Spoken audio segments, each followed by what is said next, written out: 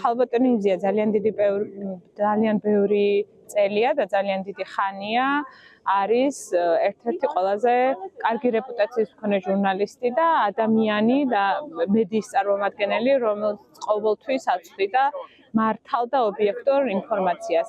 ეს ჩემი აზრით და როგორც ფაქტები მიგვანიშნებს არის მასზე თავდასხმა და ასევე მაგალითის ჩვენება. თუ რა შეიძლება დაემართოს თავისუფალ მედიას, თუ ის ვერ აუწყობს ფეხს ან შეეწინააღმდეგება გარკვეული პირების ინტერესებს. ისინი ხშირად ამბობენ, რომ ადამიანმა რომ პოლიციელ სახეში ხელი გაარტყოს, თუნდაც ამერიკაში რა მოხდება.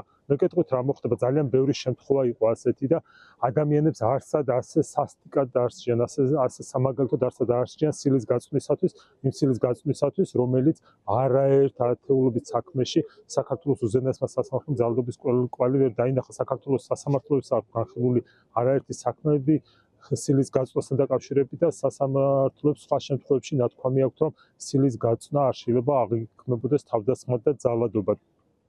შესაბამისად, ეს ასე უნდა იყოს მზიასთან დაკავშირებით, თუმცა მზიასადმი განსაკუთრებული სისასტიკით მოპყრობა ქართულმა სისტემამ, ბიძინევანიშვილის სისტემამ აირჩია იმის გამო, რომ ის არის ჟურნალისტი, ის არის ქალი ჟურნალისტი და გონიათ, რომ მას ადვილად გატეხან, რაც